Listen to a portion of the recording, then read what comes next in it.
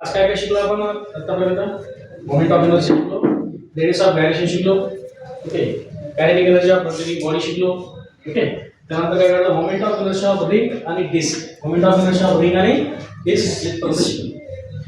आता आपल्याला दोन थेरम घ्यायचे होते, पॅरलल ऍक्सिस थेरम आणि परपेंडिक्युलर ऍक्सिस थेरम. काय घ्यायचे होते? पॅरलल ऍक्सिस थेरम आणि परपेंडिक्युलर ऍक्सिस थेरम घ्यायचे होते. त्यापैकी आपण घेऊ पहिले parallel axis theorem.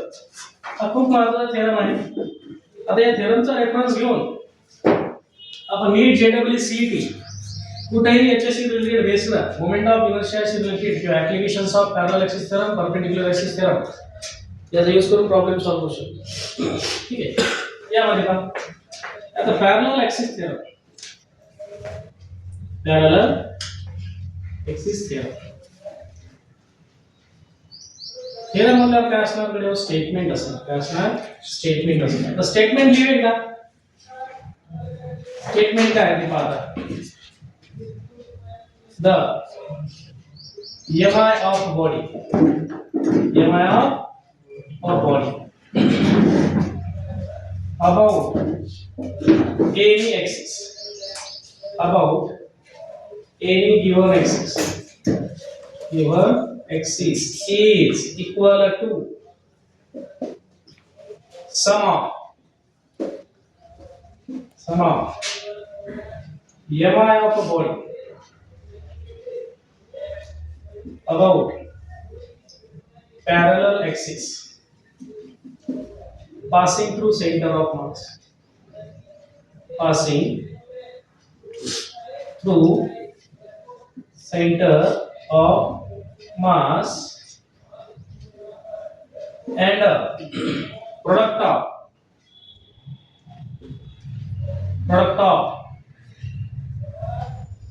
mass of a body and square of the distance, square of the distance between two parallel axes, parallel axes. हे स्टेटमेंट आहे. हे कसं समजणार? हे जे स्टेटमेंट आहे कसं समजणार? याला काय करायला लागतं? पहिले शिकायला लागतं, समजून घ्यायला लागतं, त्याचा प्रूव्ह करायला लागतं, नंतर एक पार्ट होईल तुमचं. कसं पार्ट होणार? नाही तर मॅथमॅटिकली. आता हे जे तुमचं स्टेटमेंट आहे वरचं थेरॉटिकली किंवा मॅथमॅटिकली लिहिलं.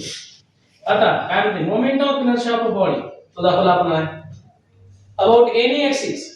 ओके, तर तो I सफिक्स O घेतला. काय झालं? मी I suffix O equal to आता moment of inertia MI of a body about any given axis equal to काय आहे? सम आहे. कोणाची sum? Sum of MI of a body about parallel axis passing through centre. म्हणजे हा जो moment of inertia आहे ज्या ऍक्सिस भोवती आहे त्याच ऍक्सिसला एक ऍक्सिस पॅरलल घेतला, एक ऍक्सिस पॅरलल घेतला, पण तो कुठे गेला? सेंटर ऑफ मास म्हणून घेतला. मग त्या केस मध्ये मोमेंट ऑफ इनर्शिया दाखवलं मी IC. ओके, आता कोणासोबत सम आहे? Mass of a body and square of the distance between two parallel axis. Okay, ते जे दोन ऍक्सिस एकमेकांना पॅरलल झाले असतील त्याच्यामधलं जे डिस्टन्स आहे त्याच्या स्क्वेअरचे. ओके, मी देअरफॉर कसं लिहिलं होता? मास ऑफ बॉडी H आणि दोन ऍक्सिस मधलं जे डिस्टन्स आहे ते दाखवलं H न, काय झालं ते? MH square. सध्या हे काही डोक्यावर घ्यायचं नाही. ओके, याला व्हेअर करून ओके. पहा खूपच महत्त्वाचा थेरम आहे. थेरम नंतर वाचून घेऊ, नंतर पाठ करून घेऊ, त्याआधी पहिले समजून घेऊ. ओके, एक्सप्लेनेशन मध्ये पहा किंवा प्रूफ मध्ये पहा. एक्सप्लेनेशन मध्ये आता ही एक रिजिड बॉडी आहे. ठीक आहे, रिजिड बॉडी आहे. आता हा एक पॉइंट O आहे आणि हा एक पॉइंट C आहे. O म्हणजे ऑर्डिनरी पॉइंट, C म्हणजे सेंटर ऑफ मास. C म्हणजे काय? Centre of mass. क्लियर? आता या ऑर्डिनरी पॉइंट यामधून एक ऍक्सिस पास केला. या ऍक्सिस मधून काय? या पॉइंट मधून काय केला? एक ऍक्सिस पास केला. ओके, तर हा झाला तुमचा MP ऍक्सिस. कुठला? MP axis. बरोबर का? या ऍक्सिस भोवती जर तुमची बॉडी रोटेट झाली तर मोमेंट ऑफ इनर्शिया आपल्याला I सफिक्स O कुठल्या ऍक्सिस होती? हा जो एफी ऍक्सिस आहे या ऍक्सिस भोवती जर मोमेंट म्हणजे बॉडी रोटेट झाली तर मोमेंट ऑफ इनर्शिया कशा दाखवला आय सफिक्स ओ कळते ना. आता हा सेंटर ऑफ मास आहे. या सेंटर ऑफ मास मध्ये तुम्ही काय केलं या ऍक्सिसला पॅरलल दुसरा ऍक्सिस टाकला ना. त्या ऍक्सिसला मी पॅरलल दुसरा ऍक्सिस टाकला. तो ऍक्सिस आहे AB ऍक्सिस. कोण आहे तो AB ऍक्सिस. आता हा जर या ऍक्सिस भोवती जर बॉडी रोटेट केली या AB ऍक्सिस भोवती जर रोटेट केली आता हा जो AB ऍक्सिस आहे हा MP ऍक्सिसला पॅरलल आहे. MP ऍक्सिसला पॅरलल आहे. मग MP ऍक्सिस भोवती जर बॉडी रोटेट होती तर मोमेंट ऑफ इनर्शिया कशा दाखवला IO ना. मग तसंच जर AB ऍक्सिस भोवती मोमेंट ऑफ इनर्शिया जर दाखवायचा असेल तो सेंटर ऑफ मास म्हणून गेला कशा दाखवला ना IC. कशा दाखवला IC. आणि हे झालं दोघांमधलं डिस्टन्स. याला दोघांमधलं डिस्टन्स कसं आहे ते परपेंडिक्युलर डिस्टन्स. कसं आहे परपेंडिक्युलर डिस्टन्स. ते कशाने दाखवलं मी H ने दाखवलं. कशाने दाखवलं H ने दाखवलं. क्लियर आहे का काही प्रॉब्लेम आहे का. मग आता आपल्याला हा थेरम प्रूव्ह करायचा आहे. आपल्याला काय करायचं आहे थेरम प्रूव्ह करायचा आहे. आता थेरम प्रूव्ह करण्यासाठी मला काय करावं लागेल या ऍक्सिस भोवती मोमेंट ऑफ इनर्शिया काढावा लागेल. काय करावं लागेल या ऍक्सिस भोवती मोमेंट ऑफ इनर्शिया काढावा लागेल. तो जो मोमेंट ऑफ इनर्शिया आहे तो पण याला दाखवावा लागेल IC प्लस या बॉडीचा मास आणि दोन ऍक्सिस मधलं जे परपेंडिक्युलर डिस्टन्स आहे त्याचा स्क्वेअर चा प्रॉडक्ट कळतं ना. हे आपल्याला प्रूव्ह करायचं आहे. पहा पहिला point consider a rigid body.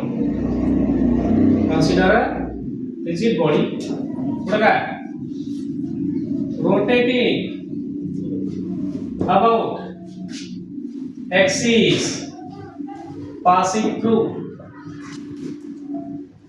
point O. Passing through point O. Okay.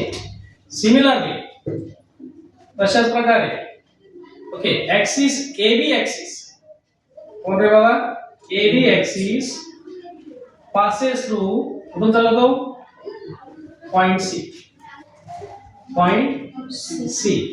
where C is the center of mass. C is center of mass. Okay. Here या केस मध्ये काय MP आणि AB हे पॅरलल आहे. MP आणि AB काय आहे parallel. Here axis MP and AB are parallel to each other. कसे एकमेकांना parallel to each other. एकमेकांना ते पॅरलल आहे. ओके. आणि या केस मध्ये काय आपल्याकडे and याची is distance between them. Distance between इथं काय प्रॉब्लेम आहे का आता मी एक पॉइंट कन्सिडर करतो. इथं दिसला ना छोटा पॉइंट घेतला त्याचं जे मास आहे ते मी हा पॉइंट D आहे. ओके म्हणजे पार्टिकल आहे पॉइंट D ला आणि त्याचं मास आहे dm. कळलं का. मग हा जो पॉइंट आहे dm पॉइंट D हा पॉइंट O पासून एवढ्या अंतरावर आहे. किती अंतरावर आहे एवढ्या परपेंडिक्युलर डिस्टन्स आहे ते प्लेन मध्ये असं कशाने परपेंडिक्युलर म्हणजे किती ते ओळी. ओके तसंच हा जो तुमचा पॉइंट D आहे तो एवढ्या परपेंडिक्युलर डिस्टन्स वर आहे. कुठून कडे हो पॉइंट C पासून इथपासून काय प्रॉब्लेम आहे का प्रॉब्लेम घेत करत. आता काय करा हा जो OC आहे समजलं ना काय केलं आपल्याला या ऍक्सिस भोवती MI काढायचा आहे I0 काढायचा आहे. ते काढण्यासाठी मी इथे कुठला तरी पॉइंट घेतला. त्या पॉइंटला एक पार्टिकल आहे त्याचा मास किती आहे dm आहे. हा जो dm मास असलेला पार्टिकल या पॉइंट O पासून एवढ्या अंतरावर आहे ओळी पॉइंट C पासून CD एवढ्या अंतरावर आहे. बरोबर आहे का. बरोबर आहे प्रॉब्लेम आहे का. आता काय करा या पॉइंट D पासून या OC वर एक परपेंडिक्युलर टाका म्हणजे असा परपेंडिक्युलर टाकला तर मी असा वाढवला. परपेंडिक्युलर टाकला म्हणजे काय केलं OC ला वाढवलं. कुठपर्यंत वाढवलं इथपर्यंत वाढवलं पॉइंट N पर्यंत वाढवलं. कुठपर्यंत वाढवलं पॉइंट N पर्यंत वाढवलं. डायग्राम समजली मला ते प्रॉब्लेम आहे का. इथे बोला consider a particle at point D, देखो at a point D having mass dm, having mass dm, okay, at a distance, at a distance, काय बघा at a distance कुठला आहे OD from MP and CD from AB, ठीक आहे कळलं ना OD एवढ्या अंतरावर येतो MP ऍक्सिस पासून आणि CD एवढ्या अंतरावर येतो AB ऍक्सिस पासून, कोणा समजा काय सुरू होतं कोणाचं बाकी काय सुरू भेटलं लक्ष द्या इथपर्यंत समजलं. मी काय करूया पॉइंटचा एमआय काढतो, मी काय करतो त्या पॉइंटचा एमआय काढतो, या सिंगल पॉइंटचा एमआय काढतो या ऍक्सिस भोवती, पण ऍक्सिस होती या ऍक्सिस भोवती बरोबर का. मग तो जो काय एमआय असेल त्या एमआय ला आपण इंटिग्रेट करू, एमआय काय करू आपण इंटिग्रेट करू, इंटिग्रेट केलं काय भेटेल या होल बॉडीचा एमआय भेटेल या ऍक्सिस भोवती, पण ऍक्सिस होती या ऍक्सिस भोवती एमआय भेटेल बरोबर आहे. हे प्रॉब्लेम आहे का. तसंच आता या पॉइंट डीएम या पॉइंट डी चा एमआय काढू या ऍक्सिस भोवती आणि त्याला जर इंटिग्रेट केलं तर काय भेटेल होल बॉडीचा एमआय भेटेल या ऍक्सिस भोवती, ओके. मग होल बॉडीचा एमआय या ऍक्सिस भोवती तो होईल I0, होल बॉडीचा एमआय या ऍक्सिस भोवती तो होईल IC, काय होईल तो IC. कोणाला समजलं समजलं का. पुन्हा एकदा या पार्टिकलचा एमआय काढू या पॉइंट या ऍक्सिस भोवती, पार्टिकलचा एमआय निघेल आणि त्याला जर इंटिग्रेट केलं तर या ऍक्सिस भोवती होल बॉडीचा एमआय भेटेल, समजलं ना. तसं ज्या पार्टिकलचा जर एमआय घेतला या ऍक्सिस भोवती आणि त्याला जर इंटिग्रेट केलं तर होल बॉडीचा एमआय भेटेल या ऍक्सिस भोवती. क्लिअर झालं का. ठीक आहे या ऍक्सिस साठी ठीक आहे. MI of a particle, MI of particle D about MP axis, about MP axis equal to direct लिहिलं इक्वल टू, कळलं ना. कसं आहे एमआय याचा मास गुणिला त्याचा डिस्टन्स त्याचा स्क्वेअर, ऍक्सिस ऑफ रोटेशन पासूनचा डिस्टन्सचा स्क्वेअर किती आहे, ऍक्सिस ऑफ रोटेशन पासूनचा डिस्टन्स एवढा किती आहे एवढा. मग काय लिहिणार मी ते हा बोला रे OD चा स्क्वेअर इनटू DM, OD चा स्क्वेअर इनटू DM आणि याला जर इंटिग्रेट केलं तर होल बॉडीचा मोमेंट ऑफ इनर्शिया भेटेल या ऍक्सिस भोवती बरोबर का. Therefore MI of whole body about axis passing through, about axis passing through बोला रे काय होईल अबाउट एक्सिस पासिंग थ्रू. हो देयरफॉर I इक्वल टू त्याला I लिहिलं काय मी त्याला I इक्वल टू बोला याला काय करायचं इंटिग्रेट करायचं, याला काय करायचं इंटिग्रेटिंग बोला रे OD square into DM, OD square into DM. इथपर्यंत कोणाला काही प्रॉब्लेम आहे का इक्वेशन क्लिअर इक्वेशन 1 समजलं. तसंच MI of this particle about this axis तो कशाने येईल जसं इथे लिहिलं तसं बोला काय होईल मास आणि ऍक्सिस ऑफ रोटेशन पासूनचा डिस्टन्स त्याचा स्क्वेअर काय आहे CD, ओके. इथे लिहितो MI of particle about AB axis equal to काय काय होईल ते CD square into DM, okay. Therefore पुन्हा काय घेऊ MI of whole body, MI of whole body about AB axis, about AB axis काय असेल मग त्याला इंटिग्रेट करायला लागेल. मग तो कशा दाखवला आपण IC ने दाखवला, कशा दाखवला IC ने दाखवला, कशा दाखवला IC ने, ओके. IC इक्वल टू बरोबर आहे CD integration CD square into DM. Equation कितीकडे होईल 2, इक्वेशन इथपर्यंत समजलं कोणाला प्रॉब्लेम काय आता. तो जो integration DM square CD OD square into DM integration CD square into DM, तर दोन ऍक्सिस साठी मोमेंट ऑफ इनर्शिया होल बॉडीचा आधी शिकवलेलं बरोबर आहे. आता काय करायचं आपल्याला हे प्रूव्ह करायचं प्रूव्ह करायसाठी आपल्याला पुढे जावं लागेल. ओके ड्रॉ काय करा म्हणजे बघा draw perpendicular from point B on OC extended to point M as shown in figure मध्ये दाखवल्याप्रमाणे या D पासून OC वरती परपेंडिक्युलर टाका कुठे आहे पॉइंट M ला जे एक्सटेंडेड OC आहे OC ला काय केलं तिथपर्यंत एक्सटेंड केलं. ओके इथपर्यंत काय प्रॉब्लेम आहे का देयरफॉर हा जर परपेंडिक्युलर झाला हा 90 चा अँगल झाला 90 चा अँगल मग OND कोण आहे तो राईट अँगल पुन्हा CND पण काय झाला तो right angle. Okay from figure okay triangle कोणता रे OND is right angled triangle therefore by Pythagoras theorem. आता हा जर नव्वदचा कोण आहे हा झाला कर्ण हे झाला पाचशे भाग राहिलेल्या दोन बाजू. ओके therefore काय लिहितो कर्णाचा वर्ग म्हणजे ओडीचा स्क्वेअर इक्वल टू दोन्ही बाजूचा ओयांचा स्क्वेअर प्लस एनडीचा स्क्वेअर ओयांचा स्क्वेअर प्लस एनडीचा स्क्वेअर बरोबर कळलं का नक्की नाही पण ओएन म्हणजे काय पण ON म्हणजे OC plus LCM OC plus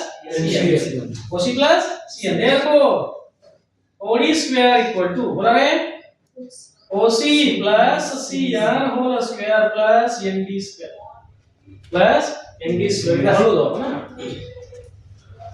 हे झालं स्टेटमेंट प्रिन्सिपल ऍक्सिस थेरमचं हे मॅथमॅटिकली लिहिलं. सध्या काय समजलं आपल्याला ठीक आहे नंतर बघू. यामध्ये बॉडी कन्सिडर केली एक ऍक्सिस ऑर्डिनरी पॉइंट मधून पास केला दुसरा parallel axis centre of mass मधून पास केला. या ऍक्सिस होती या बॉडीचा मोमेंट ऑफ इनर्शिया कशा दाखवला I1 या ऍक्सिस होती मोमेंट ऑफ इनर्शिया कशा दाखवला I2 तो सेंटर ऑफ मास मधून पास झाला. हे दोन्ही ऍक्सिस एकमेकांना पॅरलल आहेत त्याच्यामध्ये डिस्टन्स आहे h काय पाहिलं का. आता हे आपल्याला प्रूव्ह करण्यासाठी आपण एक पार्टिकल घेतला कुठला तरी पार्टिकल घेतला इकडे ठेवता येते तिकडे ठेवता येते कुठे दाखवता येते पण इथे दाखवा कुठे दाखवला पार्टिकल पॉइंट डी ला त्याचा मास किती आहे dm. आता हा जो पार्टिकल डी आहे ओडी एवढ्या अंतरावर आहे या ऍक्सिस पासून सी एवढ्या अंतरावर आहे या ऍक्सिस पासून क्लिअर का. मग पहिले पार्टिकलचा जर मोमेंट ऑफ इनर्शिया या ऍक्सिस होती काढला तर ते वर लिहिलं काय ते ओडी स्क्वेअर इनटू dm काय ओडी स्क्वेअर इनटू dm काय square of the distance from axis of rotation into mass clear आहे. तसंच त्याला जर इंटिग्रेट केलं तर ते तुम्हाला होल मोमेंट ऑफ इनर्शिया भेटेल होल बॉडीचा. तसं ज्या पार्टिकलचा या ऍक्सिस भोवती मोमेंट ऑफ इनर्शिया काढला काय आला तो CD स्क्वेअर इनटू dm काय तो CD स्क्वेअर इनटू dm याला जर इंटिग्रेट केलं तुम्हाला काय भेटेल होल बॉडीचा मोमेंट ऑफ इनर्शिया या ऍक्सिस चा. क्लिअर आहे का आपण ते लिहिलं इक्वेशन 1 आणि इक्वेशन. आता आपल्याला फर्दर काही गोष्टी प्रूव्ह करायच्या त्यासाठी मी काय केलं या D पासून या OC वर परपेंडिक्युलर टाकलं OC ला एन पर्यंत एक्सटेंड केलं मग काय झालं हा जो OND हा ट्रायंगल राईट अँगल ट्रायंगल आहे त्या हिशोबाने आपण इथे पायथागोरस थेरम हे लिहिलं. ON म्हणजे OC प्लस CN चा स्क्वेअर प्लस ND चा स्क्वेअर इथपर्यंत काय पाहिलं मी काय. आता इथे लागते A प्लस B होल स्क्वेअरचा फॉर्म्युला इथे काय लागते A plus B whole square चा formula A plus B whole square चा फॉर्म्युला काय म्हणजे A square plus 2 AB plus B square. Okay हे झालं त्याचं एक्सप्लेनेशन एक्सपान्शन. हे झालं त्याचं एक्सपान्शन कळलं का काय झालं त्याचं एक्सपान्शन. आता तुमचा ND स्क्वेअर समजा ND स्क्वेअर कळलं ना इथपर्यंत एक्सपान्शन घेतलं पण पुन्हा हे ओडी स्क्वेअर जे आहे या ओडी स्क्वेअर साठी एवढं सगळं भेटलं काय भेटलं ओडी स्क्वेअर साठी तेवढं इक्वेशन भेटलं. मला वाचायला OD square equal to OC square plus OC into CN plus CN square plus ND square.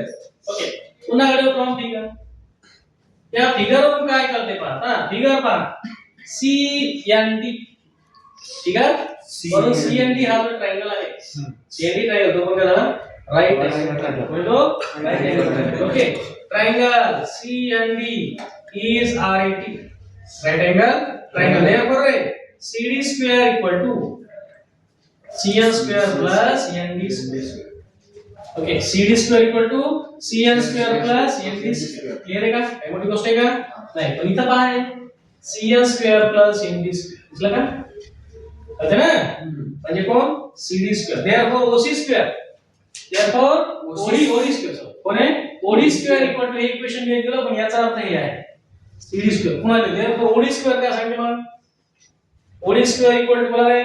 OC square plus twice OC into CN plus CD square. CD square आहे equation.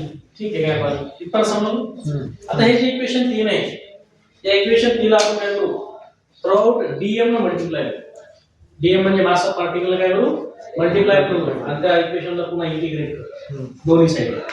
Throughout integration बरोबर का. इथं लिहिलं multiplying equation 3 throughout multiplying equation 3 throughout K by dm मतलब किती चालते, by dm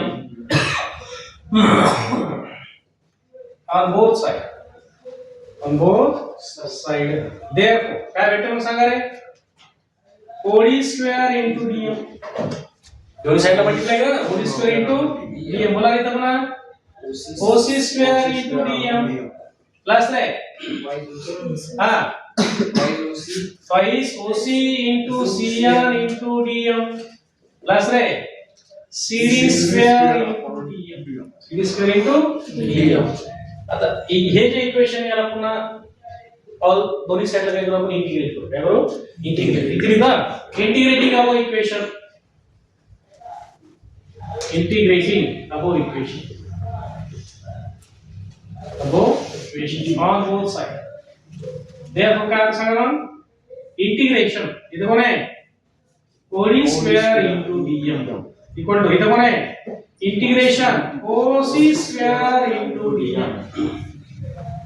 OC square into dm plus रे हा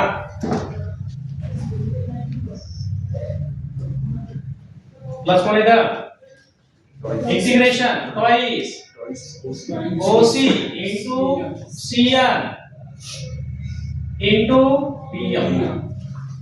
ओके, प्लस रे कोण आहे, इंटिग्रेशन CD square into रे dm. CD square into dm.